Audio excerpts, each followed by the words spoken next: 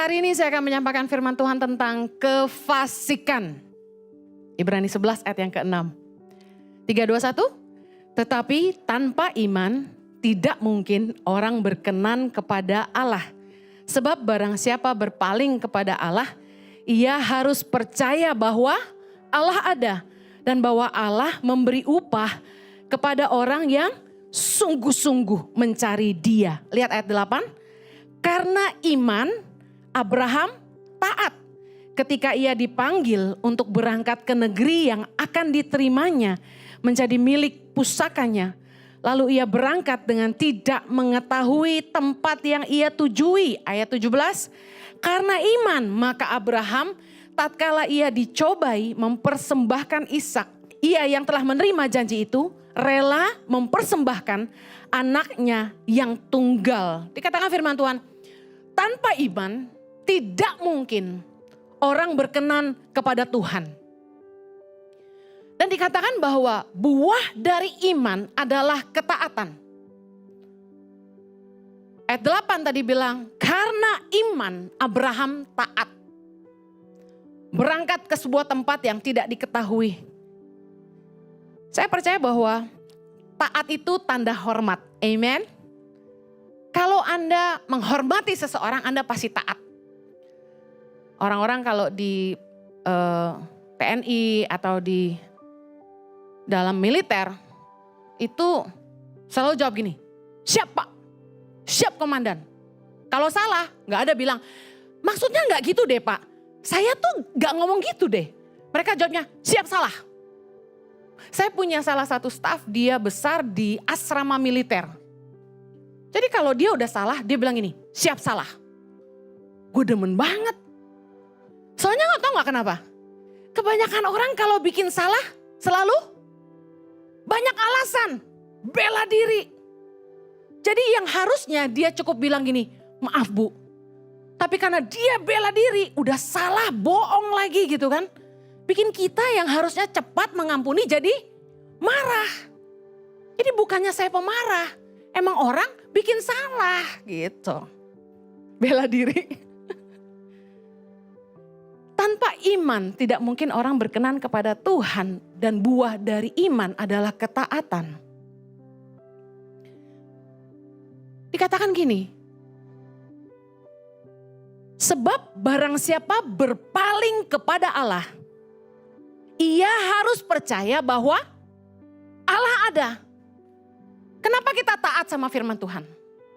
Karena iman bahwa Tuhan melihat semua yang kita buat. Saya melihat banyak orang yang punya sifat tidak taat. Kalau bahasa kerennya not following order. Kalau di perusahaan-perusahaan sekuler, staff yang not following order, itu pasti dipecat. Karena punya penyakit not following order. Ada orang-orang yang begitu. Ada satu kali staff saya pesen apa gitu sama dia. Begini ya, A, B, C, D. Nggak ada 5 menit di depan saya dia bisa menyampaikan yang berbeda. Saya sampai heran, sampai saya termangu-mangu di depan dia. Wow, saya baru aja ngomong sama kamu, tolong sampaikan begini. Lalu di depan saya, dia sampaikan yang berbeda. Not following order.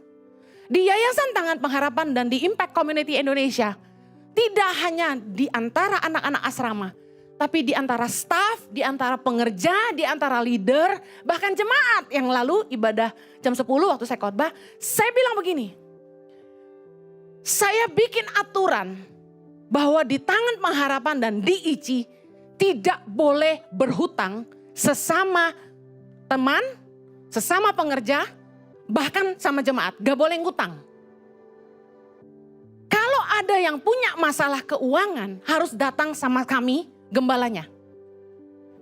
Leader-leader, pengerja punya masalah keuangan datang ngomong sama kami orang tua di sini. Staff ada masalah keuangan ngomong sama kami, jangan pinjam sama teman. Itu aturan yang saya buat. Kenapa? Saya cerita. Banyak kali saya menemukan Ada orang-orang yang mentalnya suka ngutang. Mentalitasnya memang doyan ngutang. Dan kalau dia ngutang, dia gak pernah niat bayar. Dia nyusahin orang. Nah, orang-orang kayak gini saya temukan di mana-mana. Di gereja, di kalangan teman, di YTP sama. Nah, untuk menjaga supaya tidak ada yang dirugikan di antara kita, karena hubungan kita harus tulus, benar?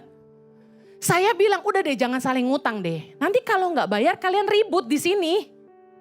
Akhirnya setelah beberapa staf ngutangin teman sekantor dan mereka saling menutupi. Jangan kasih tahu Bu Heni ya, bisa cilaka kita. Jangan kasih tahu ya. Rahasia, oke. Yang minjemin ikut bohongin saya. Tahu nggak? Dia nggak tahu bahwa dia sedang dalam bahaya. Satu orang ngutangin sekitar 20 orang. Dan yang lebih parah, dia nipu guru-guru pedalaman kami. Dia bilang gini, kamu mau beli HP enggak? HP kamu jelek kan? Yuk aku beliin. Nanti aku pesenin di distributor dapat harga murah, dia bilang. Nanti aku kirim handphonenya. Kalau kamu datang annual meeting Januari kamu ambil. Titip aku duitnya.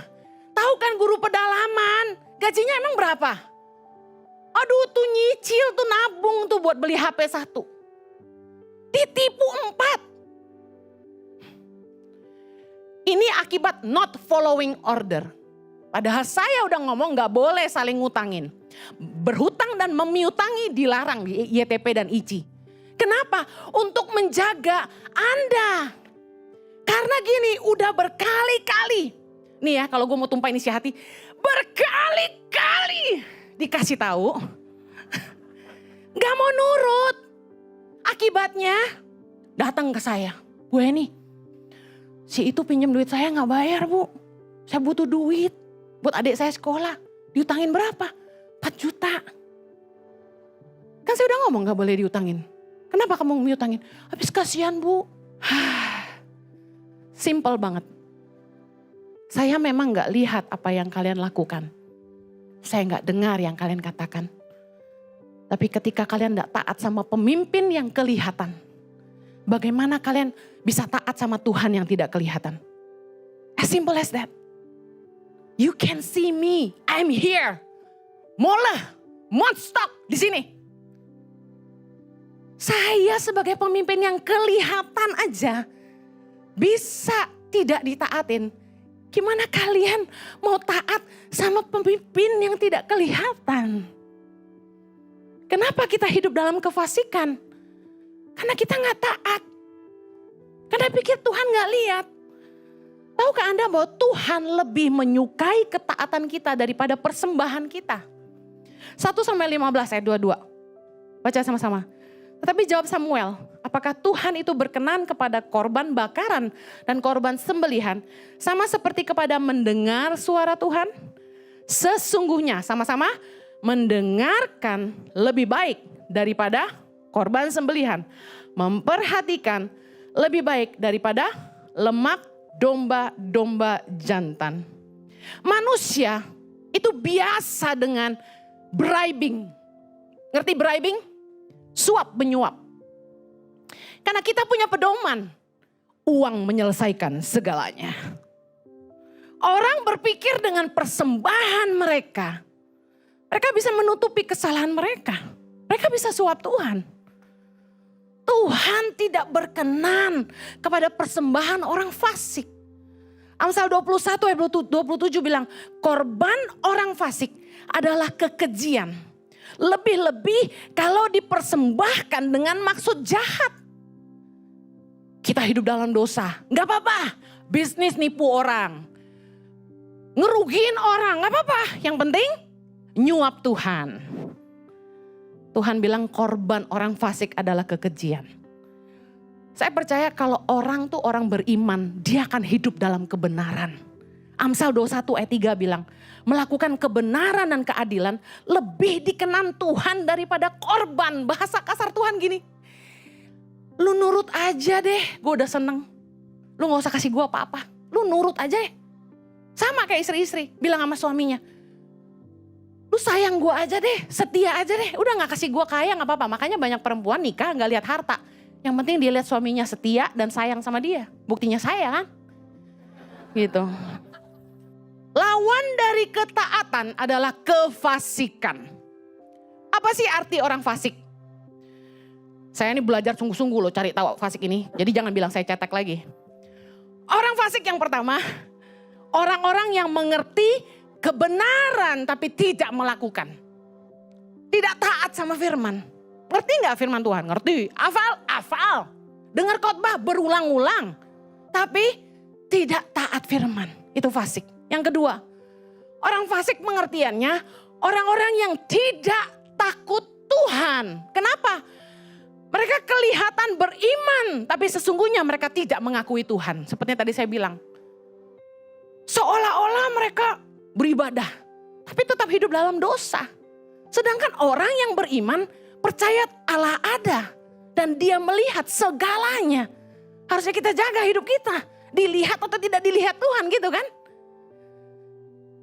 Mazmur 10 ayat 4 berkata gini. Kata orang fasik itu dengan batang hidungnya ke atas. Allah tidak akan menuntut, tidak ada Allah. Itulah seluruh pikirannya. Yang ketiga, orang fasik pengertiannya apa? Orang-orang berdosa yang tidak mau mengakui kesalahan atau dosanya tapi menutupinya. Banyak. Roma 8 ayat 8 berkata, mereka yang hidup dalam daging tidak mungkin berkenan kepada Allah. Jangan hidup dalam dosa. Tanpa iman kita gak bisa berkenan sama Tuhan. Kalau kita hidup dalam dosa mana bisa berkenan sama Tuhan. Kenapa sih Tuhan benci kefasikan? Karena orang-orang fasik tuh ngerti kebenaran tapi tidak taat melakukan. Mereka tahu kebenaran tapi mereka tetap hidup dalam kenajisan. Mereka gak mau bertobat. Mereka malah menutupi dosa-dosa mereka. Rajin beribadah, ikut pelayanan. Tapi hidup dalam kebohongan. Berlagak rohani. Kalau dengar firman seperti mengerti tapi tidak dihidupi. Saya baca dalam firman Tuhan berkali-kali. Yesus tuh paling benci sama kemunafikan. Tahu gak kenapa Yesus tuh gak suka sama orang Farisi dan ahli Taurat? Karena mereka tahu kebenaran tapi mereka tidak menghidupinya. Mereka buat itu jadi agama. Banyak aturan tapi gak punya kasih. Matius 23 kita baca. Bagaimana Yesus mencaci mereka. Wah, saya mah gak ada apa-apanya. Lihat nih apa yang Yesus bilang. Matius 23 ayat 25. Celakalah kamu, hai ahli-ahli Taurat dan orang-orang Farisi. Hai kamu orang-orang munafik. Sebab cawan dan pinggan kamu bersihkan sebelah luarnya. Tapi sebelah dalamnya penuh rampasan dan kerakusan. Ayat 26. Hai orang Farisi yang buta. Bersihkanlah dahulu sebelah dalam cawan itu. Maka sebelah luarnya juga akan bersih. Celakalah kamu, hai ahli-ahli Taurat dan orang-orang Farisi. Hai kamu orang-orang munafik. Sebab kamu sama seperti kuburan yang dilabur putih. Yang sebelah luarnya memang bersih tampaknya. Tapi sebelah dalamnya penuh tulang belulang dan pelbagai jenis kotoran. Demikian jugalah kamu. Di sebelah luar kamu tampaknya benar di mata orang. Tetapi di sebelah dalam kamu penuh kemunafikan dan kedurjanaan. Ayat 33 baca sama. Hai kamu ular-ular, hai kamu keturunan ular beludak, bagaimanakah mungkin kamu dapat meluputkan diri dari hukuman neraka? Wow, sebagai orang Kristen, kalau kita benar-benar punya iman, seperti yang lagu yang kita nyanyikan tadi, karya terbesar dalam hidup kita yaitu pengorbanan Kristus buat kita, katakan amin. Kita percaya bahwa Kristus adalah Tuhan dan dia telah mati untuk menebus dosa-dosa kita, harusnya kita tidak hidup dalam dosa lagi. Harusnya kita menjaga hidup kita kudus. Harusnya kita menghargai kasih karunia Allah. Harusnya kita hidup mengasihi Dia. Harusnya kita hidup sungguh-sungguh hanya bagi Dia. Harusnya. Tapi kalau ada orang yang mengerti kebenaran tapi tetap hidup di dalam ketidakbenaran, mereka adalah orang-orang yang tidak takut Tuhan. Yakobus 2 ayat 17 bilang gini, iman itu kalau tidak disertai dengan perbuatan pada hakikatnya adalah mati. Kalau kita bilang kita orang beriman tapi gak nyata dalam perbuatan, kita bukan orang beriman. Iman itu ditunjukkan oleh perbuatan kita. Kita percaya Allah ada dan kita sungguh-sungguh mengasihi Dia. Orang yang sadar bahwa upah dosa adalah maut, tapi dia tetap hidup di dalam dosa. Menurut Anda? Mereka gak takut Allah. Mereka bisa khotbah, upah dosa adalah maut. Tapi mereka sendiri hidup dalam dosa. Kami temukan banyak anak-anak Tuhan, pelayan-pelayan Tuhan. Main musik tapi hidup dalam perzinahan. Worship leader tapi gay. Pengkhotbah tapi punya selingkuhan. Kadang-kadang saya malu sebagai orang Kristen. Orang beragama lain bisa lebih baik, bisa lebih jujur daripada orang Kristen. Padahal kita sama-sama orang yang percaya apa yang kita tabur, kita tuai. Masalahnya gini, kalau dengan kepercayaan mereka itu mereka takut berbuat jahat, kenapa kita tidak? Kalau kita percaya bahwa Allah ada, bahwa Tuhan adalah hakim yang kepadanya kita harus memberi pertanggungan jawab atas hidup kita, harusnya kita juga hidup takut akan Tuhan. Tapi kenapa banyak orang Kristen gak hidup takut akan Tuhan? Why? Mari kita belajar sama-sama. Emangnya ada penghakiman setelah kematian? Itu kan pertanyaan orang-orang. Kan kita udah dibenarkan. Kan Yesus membela kita. Pertanyaan saya, ada gak penghakiman setelah kematian? Mari kita akan baca ayat-ayat ini secara cepat. Matius 23:33. Tadi Yesus bilang, bagaimanakah mungkin kamu dapat meluputkan diri dari hukuman neraka? Berarti neraka ada gak? Ada pendeta yang bilang gini sama saya, kami lagi mempelajari, kayaknya neraka gak ada deh. Maut itu kayaknya gak ada, dia bilang. Maut itu seperti ini, vanish. Jadi hilang gitu, disappear. Kayak ditembak, piuh, langsung hilang gitu kita. Dia bilang, itu yang lagi mereka pelajari. Saya kaget, ini hamba-hamba Tuhan loh. Bukan kaliber biasa, tinggi. Saya bilang ini, excuse me, kalau neraka gak ada, salib gak berarti. Justru Yesus mati untuk menebus kita dari api neraka. Bagaimana mungkin hamba Tuhan bilang neraka gak ada? Saya akan bacakan, saya akan buktikan secara cepat bahwa hari penghakiman ada. Matius 7:21, Yesus bilang, bukan orang yang berseru Tuhan, Tuhan akan masuk dalam kerajaan Allah. Tapi mereka yang melakukan kehendak Bapakku di sorga. Jadi gak jaminan kita kenal Tuhan. Karena ternyata ada penghakiman. Yohanes 5:29, Yesus berkata, dan mereka yang telah berbuat baik akan keluar dan bangkit untuk hidup yang kekal. Tapi mereka yang telah berbuat jahat akan bangkit untuk dihukum. Berarti ada pemisahan di tahta penghakiman. Matius 12:36. Ini Yesus bilang lagi. Tapi aku berkata kepadamu, setiap kata sia-sia yang diucapkan orang harus dipertanggungjawabkannya pada hari penghakiman. Ada gak hari penghakiman? 3 ayat ini perkataan Yesus sendiri. Mari kita lihat apa kata Rasul Paulus. Roma 14:12. Demikianlah setiap orang di antara kita akan memberi pertanggungan jawab tentang dirinya sendiri kepada Allah. Ibrani 4:13. Dan tidak ada suatu makhluk pun yang tersembunyi di hadapannya. Sebab segala sesuatu telanjang dan terbuka di depan mata Dia. Yang kepadanya kita harus memberikan pertanggungan jawab. 2 Korintus 5:10. Sebab kita semua harus menghadap tahta pengadilan Kristus. Supaya setiap orang memperoleh apa yang patut diterimanya. Sesuai dengan yang dilakukannya dalam hidupnya ini. Baik ataupun jahat. Mari dilihat kata Rasul Petrus. 1 Petrus 4:5. Tapi mereka harus memberi pertanggungan jawab kepada Dia yang telah siap sedia menghakimi orang yang hidup dan yang mati. Semua ayat di atas membuktikan hari penghakiman ada. Bahwa setiap kita akan berdiri di tahta pengadilan Tuhan. Dan mempertanggungjawabkan hidup kita. Meskipun kita percaya Yesus, bahwa kita telah terima kasih karunia keselamatan. Bukan berarti kita main-main dengan hidup kita. Bukan berarti kita mempermainkan kasih karunia yang Tuhan berikan sama kita. Yang penting percaya Yesus. Mari saya bukakan lagi fakta. Ada orang-orang bilang ini, bukannya sekali selamat tetap selamat? Keselamatan bukan karena perbuatan atau usaha kita, tapi karena kasih karunia Allah. Kalau jatuh dalam dosa, tinggal minta ampun saja. Bukankah kita sering dengar ini?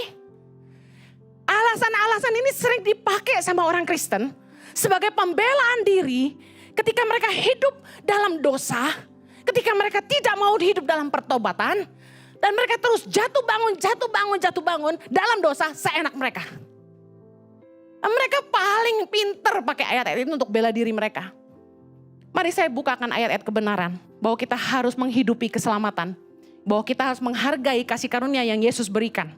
Secara cepat, 2 Korintus 6 ayat 1. Sebagai teman-teman sekerja, kami menasehatkan kamu supaya kamu jangan membuat menjadi sia-sia kasih karunia Allah yang telah kamu terima. Ibrani 10 ayat 26. Sebab jika kita sengaja berbuat dosa sesudah memperoleh pengetahuan tentang kebenaran, maka tidak ada lagi korban untuk menghapus dosa itu. Ibrani 6 ayat 4. Sebab mereka yang pernah diterangi hatinya, yang pernah mengecap karunia surgawi, dan yang pernah mendapat bagian dalam Roh Kudus, dan yang mengecap firman yang baik dari Allah, dan karunia-karunia dunia yang akan datang, namun yang murtad lagi, tidak mungkin dibaharui sekali lagi sedemikian hingga mereka bertobat. Jadi mereka harus bertobat. Sebab mereka menyalibkan lagi anak Allah bagi diri mereka dan menghinanya di muka umum. Ibrani 9:28. Demikian pula Kristus hanya satu kali saja mengorbankan dirinya. Berapa kali? Yesus cuma mati satu kali untuk dosamu. Untuk menanggung dosa banyak orang. Sesudah itu lihat. Ia akan menyatakan dirinya sekali lagi. Dia datang kedua kali. Tanpa menanggung dosa. Untuk menganugerahkan keselamatan kepada mereka yang menantikan dia. Makanya kita harus setia. Banyak firman Tuhan. Tentang pengantin yang bijaksana dan yang bodoh. Ingat itu? Bagaimana kita harus setia menantikan Kristus datang. Misalnya gini. Saya punya teman namanya Lia sama Andi. Katakan lihat calon pengantin Andi. Andi kerja ke luar negeri. Mungkin jadi TKI. Gak pulang-pulang dong. Gak bisa pulang, kontrak di sana lama misalnya. Ini kan contoh. Lalu Lia gak setia. Lia pikir gini, Andi belum tentu balik. Dia pacaran ganti-ganti. Yang lebih parah mungkin hamil sama orang lain. Kalau Andi datang masih mau gak sama Lia? Ya gak mau lah. As simple as that. Kita ini mempelai Kristus. Yesus telah menebus kita dari dosa, memberi kita keselamatan, hidup yang kekal, hidup yang baru. Dia membuat kita jadi ciptaan yang baru, yang lama sudah berlalu, yang baru sudah datang, kita seperti kertas putih lagi. Tuhan izinin dengan kasih karunia kita menulis kembali apa yang kita mau lakukan dalam hidup kita. Tuhan kasih kita pilihan. Firman Tuhan membimbing kita supaya kita hidup dalam kebenaran. Bukankah begitu? Tapi kita yang harus berjuang setia. Berat gak jadi jomblo ditinggal pacar LDR? Berat. Tapi kita harus berjuang setia. Menanti kedatangan mempelai kita kedua kali. Kalau kita gak jaga hidup kita, apa mempelai kita masih mau sama kita? Come on. Ada lagi orang yang bilang gini. Masa orang benar gak bisa jatuh dalam dosa? Dengar. Orang benar bisa jatuh tapi tidak tinggal dalam kejatuhan. Anda main-main dengan dosa, Anda tinggal dalam kejatuhan. Amsal 24 ayat 16 berkata, sebab 7 kali orang benar jatuh, namun ia bangun kembali. Tapi orang fasik akan roboh dalam bencana. Dengar, Anda jatuh itu beda dengan pilihan untuk hidup dalam dosa. Semua orang bisa jatuh, makanya firman Tuhan berkata, hati-hatilah jangan ada seorang pun yang menganggap dirinya kuat. Beware. Jauhi medan dosa. Kalau Anda tahu Anda lemah, jangan cari gara-gara, gitu kan? Anda kesepian, Anda pergi dugem. That's a wrong place to go. Raja Daud dikatakan seorang yang berkenan di hati Tuhan. Kenapa? Mari kita belajar. Kisah 113 ayat 22. Setelah Saul disingkirkan, Allah mengangkat Daud menjadi raja mereka. Tentang Daud, Allah telah menyatakan, aku telah mendapat Daud bin Isai, seorang yang berkenan di hatiku dan yang melakukan segala kehendakku. Kenapa Daud jadi orang yang berkenan di hati Tuhan? Karena dia taat. Lalu mari kita lihat 1 Raja-Raja 15 ayat 5. Karena Daud telah melakukan apa yang benar di mata Tuhan dan tidak menyimpang dari segala yang diperintahkannya kepadanya seumur hidupnya. Wow, the man who follow order. Kecuali dalam perkara Uria, orang Het itu. Ketika dia lengah, dia jatuh dalam dosa. Dia mengambil dan meniduri istri Uria, Batsheba. Dan dia akhirnya harus bayar harga mahal. Tapi Daud bukanlah orang yang doyan hidup dalam dosa. Dia bangkit. Dia minta ampun. Kalau kita baca firman Tuhan, betapa dia bertobat sungguh-sungguh. Dan Tuhan memulihkan sehingga anaknya dari Batsheba, Raja Salomo yang menggantikan dia. Tuhan bukanlah Tuhan yang tidak pemurah. Tuhan ampuni kita. Tapi kita harus belajar menghargai kasih karunia. Mari bertobatlah dari kefasikanmu. Jangan hidup jadi orang fasik. Tinggalkan kehidupan dosa. Yesaya 55 ayat 7 berkata, baiklah orang fasik meninggalkan jalannya, dan orang jahat meninggalkan rancangannya. Baiklah ia kembali kepada Tuhan, maka dia akan mengasihaninya. Dan kepada Allah kita, sebab ia memberi pengampunan dengan limpahnya. Amin. Masih ada gak pengampunan buat orang fasik? Masih ada. Tapi apa yang harus kita lakukan? Keluar dari hidup dosa. Kembali kepada Allah. Katakan sama-sama, aku harus keluar dari hidup dosa. Aku harus kembali kepada Allah. Saya akhiri. Saya sedih banget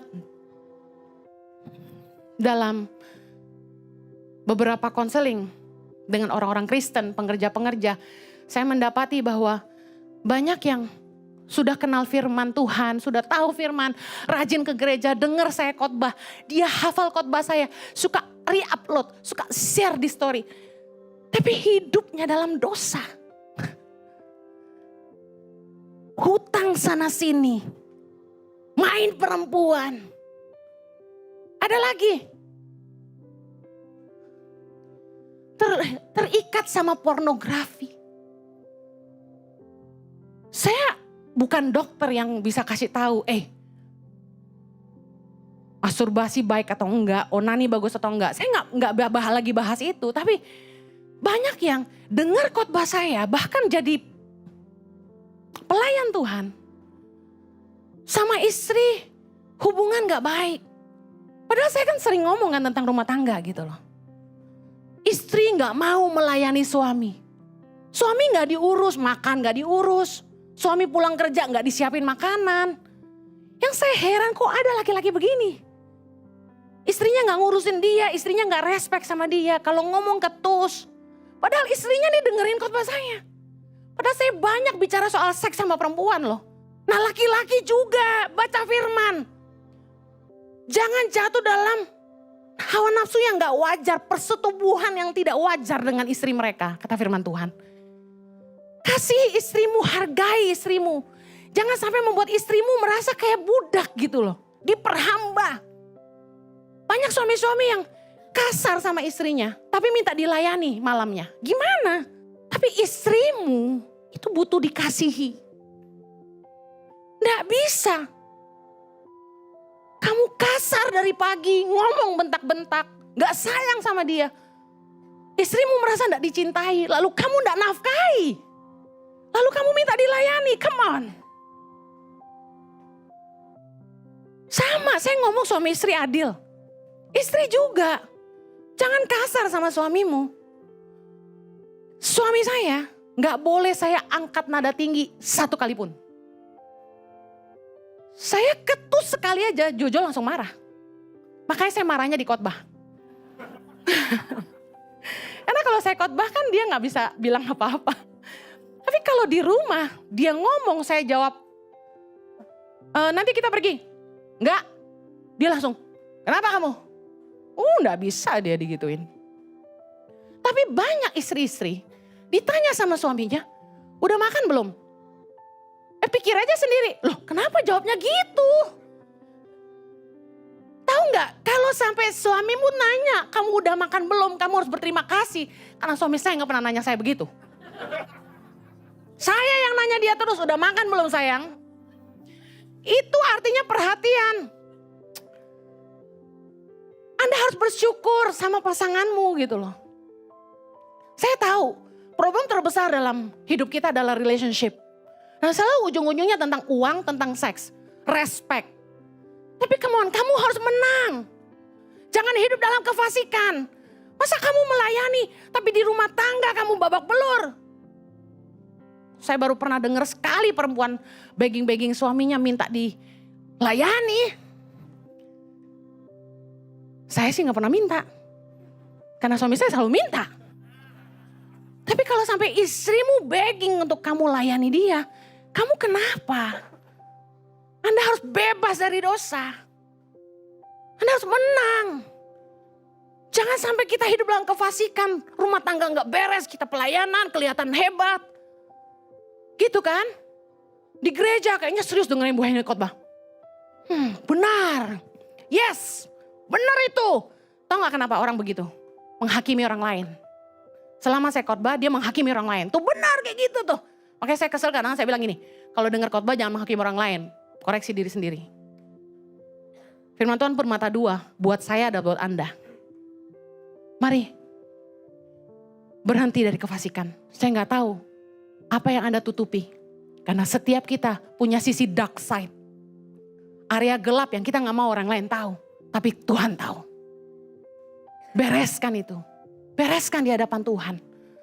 Saya gak tahu kalau sesama pengerja ngutang-ngutang sana sini. Kalian gak taat sama saya sebagai pemimpin. Tapi dengar Tuhan lihat. Yang meminjami sama-sama salah. Karena sudah tahu aturannya. Mari periksa hidup kita siang hari ini. Datang sama Tuhan yuk. Akui kesalahanmu, bertobat dari segala dosamu, tinggalkan itu dan datang sama Tuhan. Mari pejamkan mata. Bereskan yuk sama Tuhan, masing-masing ambil waktu. Jujur sama Tuhan. Aku masih kalah di sini, aku masih jatuh bangun di sini. Aku masih hidup dalam kekalahan dan dosa ini. Aku mau bangkit siang hari ini. Aku mau keluar dari hidup dosaku dan aku mau kembali ke jalanmu. Yuk bilang sama Tuhan, aku butuh kasih karunia. Bebaskan aku. Bebaskan